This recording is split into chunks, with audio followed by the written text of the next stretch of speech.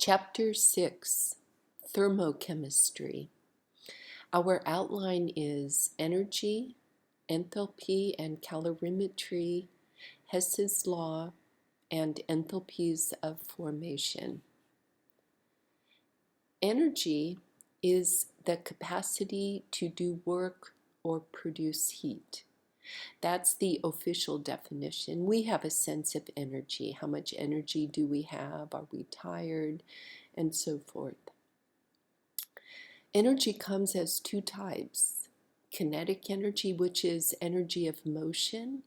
It is given by Ke, kinetic energy, equals 1/2 mv squared, where m is the mass of the object moving at a velocity v. The other type is potential energy. It would be energy due to position. Gravitational potential energy, PE, is equal to mgh, where that is the potential energy of a mass m at a height h from some lower position. G is a constant. It's the acceleration due to gravity. It's a constant here on Earth. So we have energy, potential energy due to position, given by that mgh, or composition, what it's made of, that chemical energy involved in its bonds, perhaps the nuclear energy involved in its nucleus. We have several laws of thermodynamics where, remember, a law is just an observation that has always been observed in various experiments. It's never been that we've seen something else. So it's basically a very tried and true observation. The first law of thermodynamics is energy is conserved. We have the same amount of energy in our whole big universe today as we had yesterday, as we will have tomorrow. Energy can be transferred from one form to another, like potential energy to kinetic energy, or from one location to another location, one place to another place, but it cannot be created or destroyed. We in science tend to be focused on something. As chemists, that's often our chemical reaction. That focus is what we call our system. The surroundings are everything else that could be affected by the chemical reaction. So imagine a reaction occurring in an aqueous solution, a water solution. It's held in a beaker. Perhaps we're holding it so we can affect it due to our body temperature. Perhaps we have a thermometer in it to measure temperature. So the system would be the chemical reaction, only the chemical reaction. The surroundings would be the beaker, the water, the thermometer, our hands if we're touching it. And the universe is the surroundings and the system. So there are two ways that we can transfer energy. Remember, we talked about transferring it between one form and another. We can transfer energy in the form of work, W, or heat, Q. Our symbol for heat is Q. Energy transfer in the form of work, so that involves energy transfer between two objects due to a force acting over a distance. That's the official definition. Take our example here. So we have a track, and we have a ball at a low point in the track. That the ball is our focus, our system. We have another ball at an upper point. That's our surroundings ball. The ball raised up, the surroundings ball has potential energy because it's raised up. Let's say that potential energy amounts to a value 10. It's not moving, so its kinetic energy is 0. Looking at the ball, the system ball, it's at a low point, potential energy 0, stationary, kinetic energy 0. So the energy of the universe, which would be the energy of the system plus the surroundings, is equal to 10 plus 0 or 10. That's our initial situation.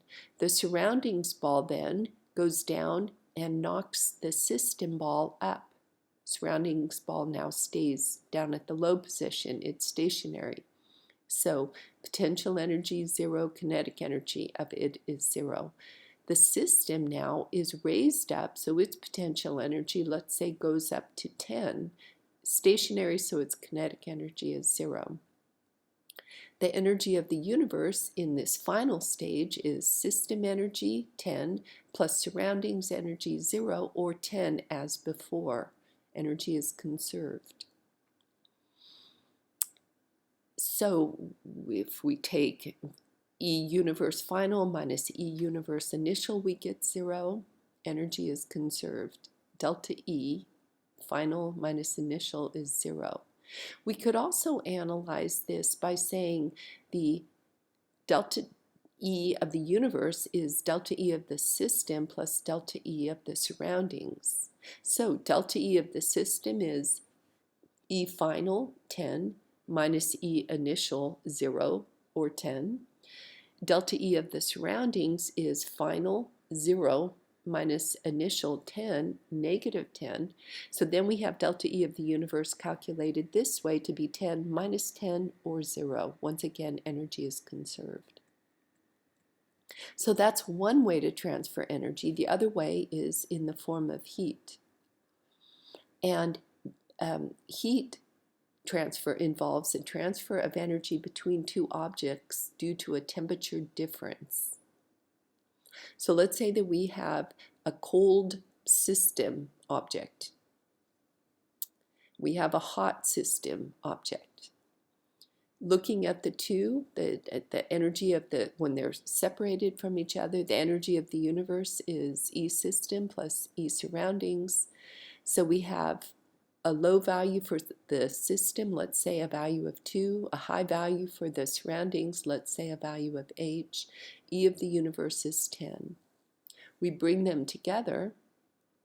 E of the universe equals E system plus E surroundings. Now each has a medium temperature when they've been together long enough to be in equilibrium, having the same energy, same temperature. Let's say they both have a value of 5. So we have 5 for the system plus 5 for the surroundings. E of the universe is 10. So once again, we have the final universe energy equals to the initial universe energy, or delta E is equal to 0. We can also get that delta E equals 0 by doing delta E of the universe equals delta E of the system plus delta E of the surroundings. Delta E of the system is equal to E final 5 minus E initial 2 or 3.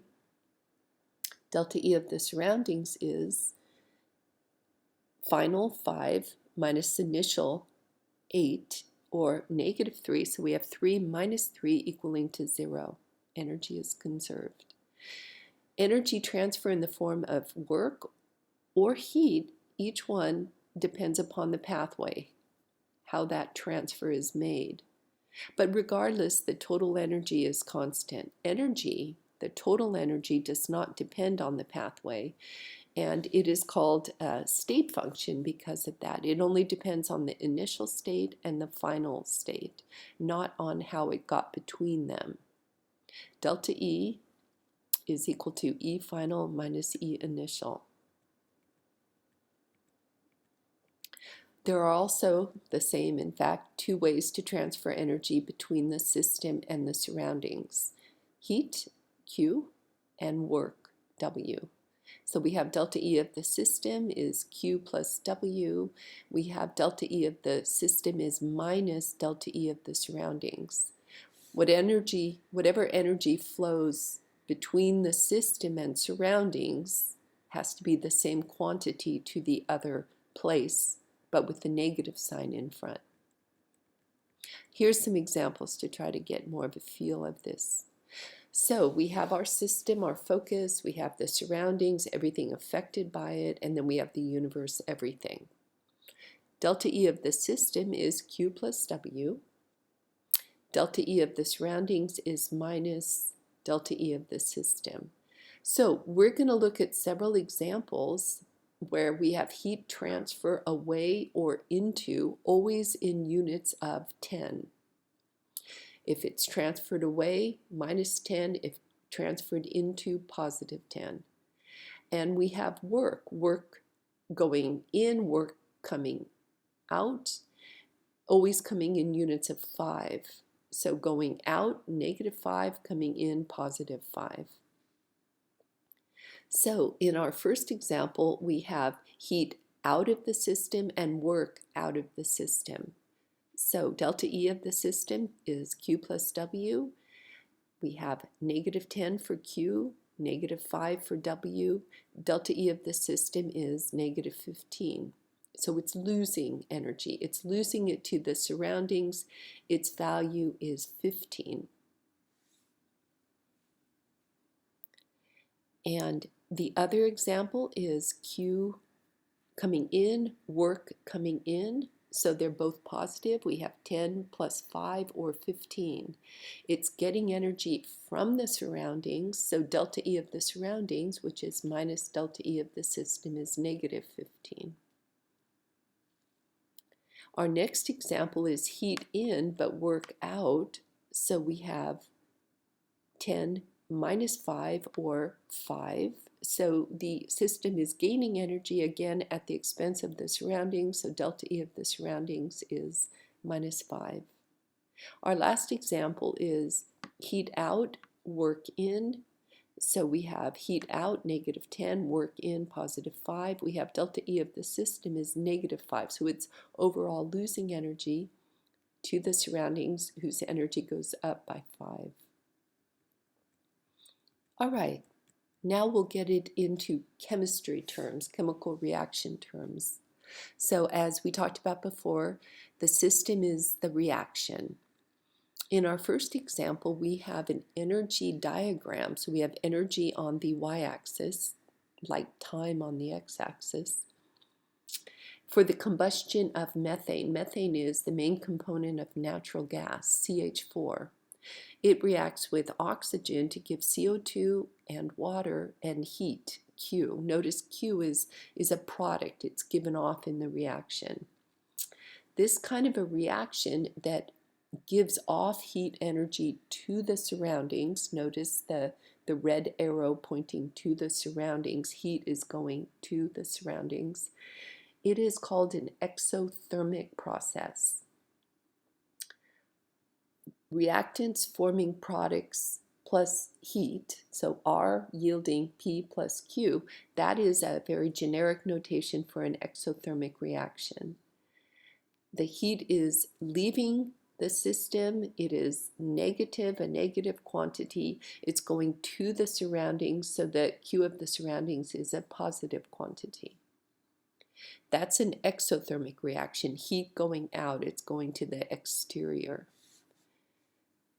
Our next example is one where heat is coming to the system from the surroundings. That occurs in the reaction of N2 plus O2 plus heat. Notice it's on the reactant side, forming NO. The heat energy flows into the system from the surroundings. Notice the red arrow going into the system from the surroundings. That's an endothermic process, endo for in. Generically, we could say that an endothermic reaction would look like R plus Q yielding P. Heat is transferred into the reaction, into the system, so it's a positive quantity. Q of the surroundings is a negative quantity. When gases are formed, which is common in a chemical reaction, the gas pushes back the atmosphere. it turns out that there's a force involved over a distance, or we could say a pressure over a volume change. The gas is doing work on the surroundings. The system is doing work on the surroundings. This work is called PV work, for pressure volume work, and the equation for the work is W equals minus P delta V, minus because the work is being done by the system.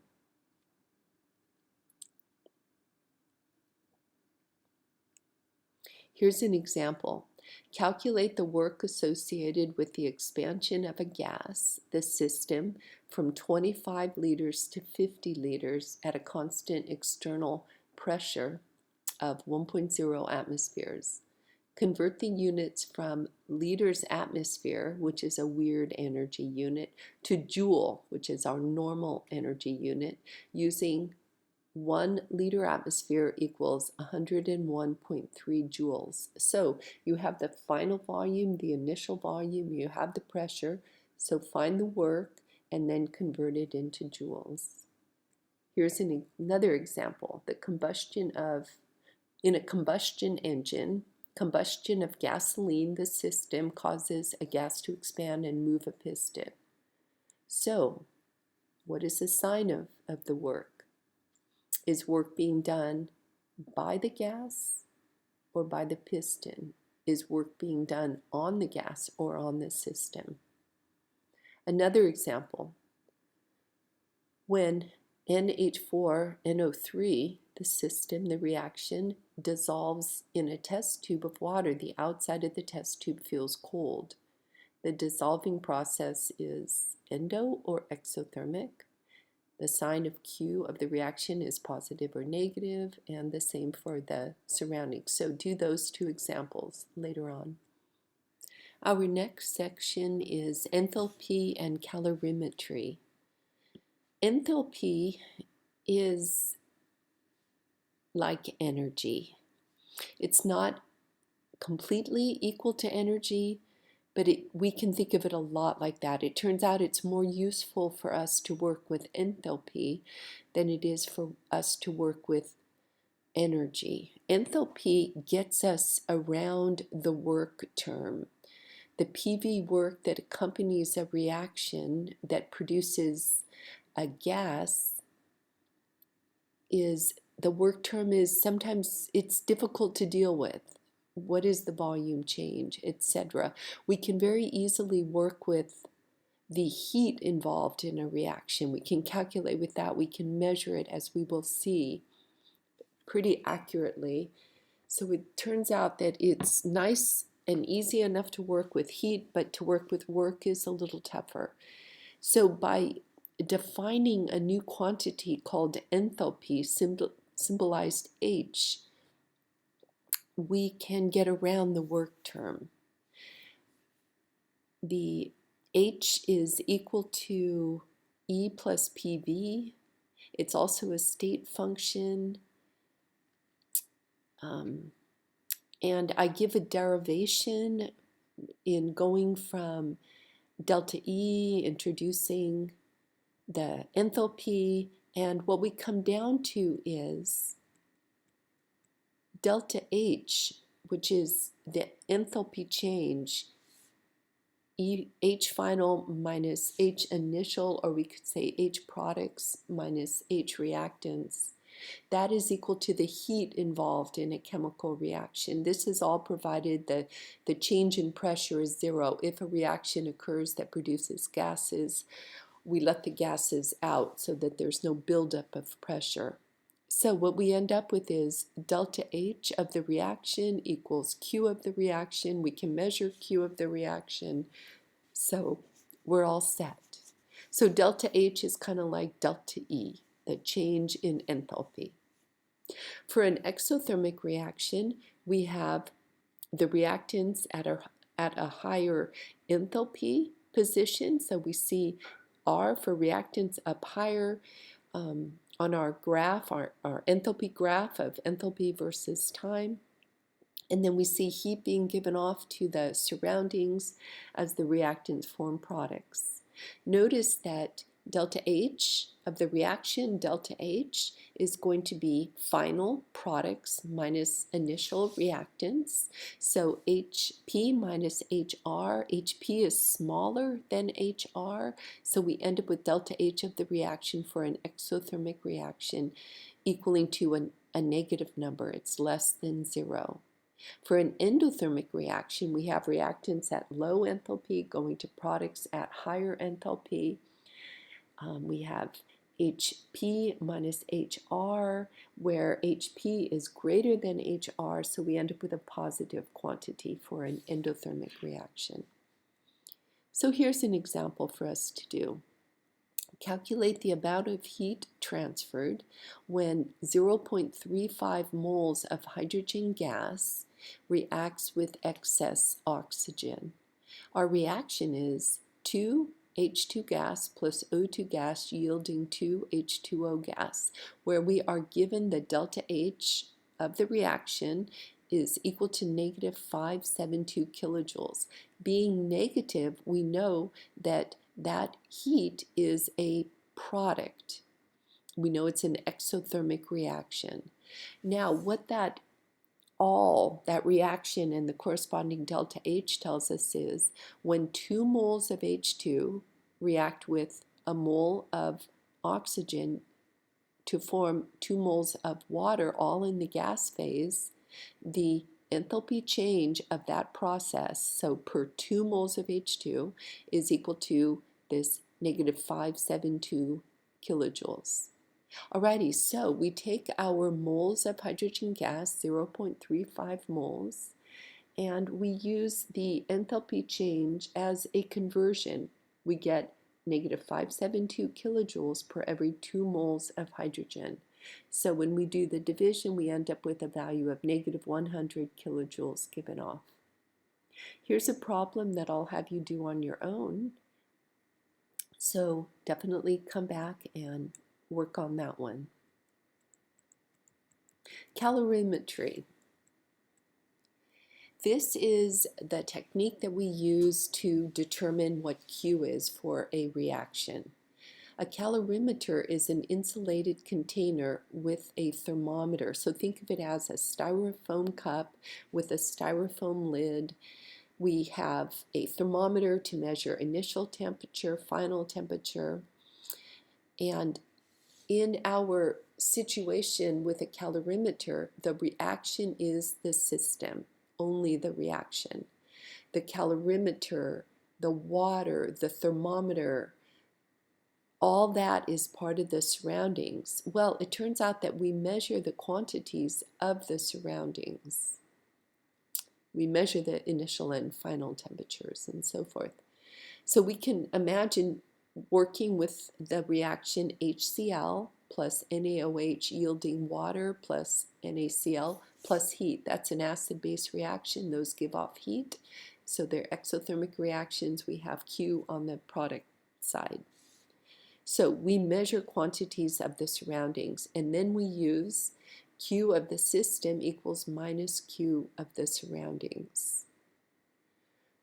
We do the reaction in water of mass M, and we measure the final temperature and the initial temperatures. The change in temperature is T final minus T initial. Now, how is delta H affected? It's affected by the amount of heat given off by the reaction, because we have an exothermic reaction in this case. So delta T increases with increasing Q of the reaction, which goes to the surroundings. So delta T increases with increasing Q of the surroundings. Delta T decreases with increasing mass of the water. The more water we have, the smaller will be the temperature change, because there'll be just more water to absorb that heat energy. Delta T also decreases with increasing S. S is the heat capacity of the heat absorbing material, in this case the water. Different chemicals have different abilities to absorb heat energy before they cause a temperature change. Some materials, like water in particular, have a very great ability or capacity to hold heat energy. They can move around, they can vibrate the atoms relative to each other. The whole molecule can rotate, it can do somersaults. So it has various ways to absorb heat energy and therefore not have to change its temperature much. So S is the heat capacity, and officially, technically, it's the heat required in joules to increase the temperature of 1 gram of a substance, like water in our case, by 1 degree Celsius. We see in this table 6.1 heat capacities of common materials. Water, liquid water, has the highest heat capacity of that list. We see solid water, about half the value. Metals like aluminum, iron, those have a much smaller heat capacity. They will change temperature very quickly when heated because they just don't have the ability to absorb that heat energy as well as water does. So what we have is delta T is increasing with Q of the surroundings, decreasing with mass, and decreasing with heat capacity. So delta T is Q surroundings divided by M divided by S. Solving for Q of the surroundings, we have Q of the surroundings equals MS delta T. And once again, Q of the system, so what we're after is minus Q of the surroundings. Delta H is Q of the system. So once we know Q of the surroundings, we change its sign. We have Q of the system, which is delta H. Here's an example using this. Calculate delta H in kilojoules per mole of HCl for the reaction of 30 mLs, 30 grams of 3 molar HCl, and 30 mLs, 30 grams of 3 molar NaOH. The reaction was done. The initial temperature was 22 degrees Celsius before the reactants were combined. After the reaction, the temperature was 43 degrees Celsius. We're given the heat capacity of our solution to be 4.087 joules per gram degrees Celsius. So there's our reaction, NaOH plus HCl yielding water and NaCl and lots of heat. So Q of the surroundings, MS delta T. So our mass is 30 grams of HCl plus 30 grams of NaOH, or 60 grams, times our heat capacity, 4.087 joules per gram degrees Celsius, times our temperature change of 43 minus 22 degrees Celsius. By the way, it doesn't matter if you're in degrees Celsius or Kelvin, we get the same temperature change. So we calculate Q of the surroundings to be 5150 joules. So Q of the system is minus 5150 joules. Now we were asked to find that value in kilojoules per mole of HCl. So what we have to figure out is how many moles of HCl did we work with. We take our 30 mLs and convert to liters, so we have 0.030 liters. We multiply by 3.0 moles per liter. Liters are gone. We have moles of HCl. Our number is 0.090 moles of HCl. So we take our negative 5150 joules, we divide by our 0.090 moles. We also convert to kilojoules by dividing by 1,000, and we get negative 57 kilojoules per mole. Here's an example of a problem that I will have you come back to and work on your own. Our next section is Hess's law. So Hess's law and the heats of formation, those next two sections we have to work with, those are ways that we can determine delta H of a reaction using data that would be available in a table, online, things like that. Not going to the lab to do the experiment the calorimetry experiment, but to be using thermodynamic data. Okay, first, Hess's law. Since enthalpy is a state function, delta H is independent of pathway. Delta H is the same whether the reaction goes by one step, like A directly forming B, giving us some kind of delta H, or by a series of steps. So A forms C, an intermediate, and then C forms B. It turns out whether it goes directly from A to B or from A to C and then C to B, we have the same delta H for A forming B. We want delta H of, let's say, this reaction here, C plus O2 yielding CO2. They're all gases, so we want delta H. We have delta H of two reactions. One is C plus 1/2 O2 forming CO, and then that CO combining with the other half mole of O2 to give us CO2. The first step has the enthalpy change of negative 111 kilojoules. The second step, negative 283 kilojoules.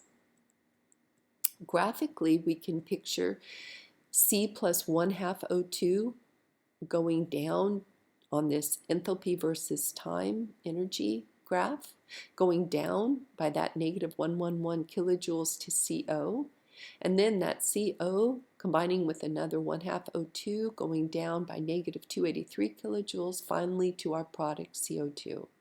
So we see that it's going down 111 and then 283, so that enthalpy change is negative 394 kilojoules.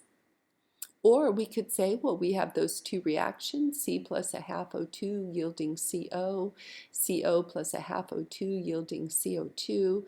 If we see that we have CO on both sides, we cancel that out. 1/2 O2 plus 1/2 O2 yields O2. So our overall reaction is C plus O2 yielding CO2. So once again, we simply add those individual delta H's, negative 111 plus a negative 283 to get negative 394 kilojoules. So this equates to delta H is the sum of delta H's of any sequence of reactions. They have to be at the same temperature and pressure, where the sequence adds to give the overall reaction. So for our reaction with C plus O2 forming CO2, our sequence of reactions would be C plus 1/2 O2 yielding CO, CO plus 1/2 O2 yielding CO2, and their corresponding delta H's. That's our sequence for that C plus O2 yielding CO2 overall reaction. Okay, so in order to use this process, we have two rules. If we're given a reaction and it's part of a sequence and we want to reverse it, we want to make products reactants, we can do that. We just have to change the sign of delta H. Notice when we have A forming B, let's say delta H is 4 kilojoules. Well, if we want to flip that reaction around to say B forming A, delta H is negative 4 kilojoules. Okay, so that's one rule. The second rule is sometimes we want to multiply a sequence by a constant, like 2 or maybe a half. If we multiply the reaction by a constant, we have to multiply delta H by the same constant. So A forming B, let's say delta H is 4 kilojoules. Well, 2A forming 2B is going to be 8 kilojoules, or 1/2 A forming 1/2 B is going to be 2 kilojoules. Alrighty, so let's apply that to this example here. We want to know delta H of this overall reaction, 3C solid plus 4H2 gas yielding C3H8 gas. And I'm going to stop writing gas all the time as we go through the analysis, but they're all gases unless stated otherwise, like we have liquid or solid. Okay, Anyway, so our sequence is C3H8 plus 5O2 yielding 3CO2 plus 4H2O, and delta H is negative 2220 kilojoules. Our next reaction in the sequence, reaction B, C solid plus O2 yielding CO2, negative 394 kilojoules. Our last reaction in the sequence, reaction C, is H2 plus 1/2 O2 yielding H2O liquid, negative 286 kilojoules. Alrighty, so now we see that we have three, we have C3H8 as a product in our overall reaction, but it's a reactant in our step A of the sequence. So what we're going to do is just simply flip around that reaction and change the sign of delta H. So we have negative A, so I've flipped around reaction A. We have 4H2O liquid plus 3CO2 yielding C3H8 plus 5O2. The delta H is negative times negative 2220 or 2220 kilojoules. We see that we want 3 carbon solids, but in our reaction B, we only have 1 carbon. So we simply multiply that reaction by 3 and the delta H by 3. So we have 3 times B, we have 3 C solid plus 3O2 yields 3 CO2. 3 times negative 394 equaling negative 1182 kilojoules. Lastly, we want 4 H2s in our overall reaction. In step C, sequence reaction C, we only have 1, so H2, so we're going to multiply that one by 4. So we have 4 times C, we have 4H2 plus 2O2 yielding 4H2O. We have 4 times negative 286, which is negative 1144 kilojoules. So when we add all of the stuff on the left side of our sequence equal to all the stuff on the right side of our sequence, we cancel out anything that appears on both sides. If need be, we add anything, and so forth. So we see that the 4 waters cancel out. We see the 3 CO2s cancel out. We see we have 3 plus 2 or 5 O2s on the left. We have 5 O2s on the right. That cancels out. So we're left with 3C plus 4H2 yielding C3H8. And we simply add our numbers. So negative 2220 minus 1182 minus 1144 kilojoules. We get the delta H to be negative 106 kilojoules. So take a look at that one again, and then do this problem here. Calculate delta H for the synthesis of diborane. And we're given that reaction. We're given the sequence. This time we have 4 reactions in our sequence. So do like we did above. In this case, be extra careful to pay attention to phases. That is, liquid water and gaseous water, they are different. We have to pay attention to that. So go back through this example later on. Our last section is enthalpies of formation. So it's the next way to find delta H using thermodynamic data. Delta H of a reaction can also be calculated using thermodynamic data. These are heats of formation values. And we use that equation. Delta H of the reaction, the one we're after, is the sum over N, which is the stoichiometric coefficient, sub P. P means product, times delta H of formation of those products, minus the sum over N of the reactants times delta H of the reactants. So that symbol sum over, that means to sum. So we take the stoichiometric coefficient times the heat of formation of each product, we add those together, and then we do the same thing for all the reactants, and we subtract all the reactants values from all the products values. So let's see with an example how we do that. Pure nitromethane can be used as the fuel in drag racing and combusts, reacts with oxygen according to the reaction below. The standard heats of formation, using the standard heats of formation that are given in the table for each substance, calculate delta H for this reaction. So in this process, what we have are delta H's of formation, we call them, for each individual material. As opposed to Hess's law, we have the delta H for an overall, for a reaction part of a sequence. Alrighty, so there's our reaction. 4CH3NO2 liquid plus 3O2 gas, forming 4CO2 gas plus 6H2O liquid plus 2N2 gas. And in our table, we have the heats of formation for each of those substances. So our equation, delta H, is we look at all the products, we look at their stoichiometric coefficients and their delta H values. We add all those together for the products, and then we do the same for the reactants. We subtract the reactants values from the products values. Alrighty, so delta H is the quantity for CO2, so we have 4 moles of CO2 times the value from our table for CO2, negative 393.5 kilojoules per mole. Notice when we multiply 4 moles times negative 393.5 kilojoules per mole, mole cancels out.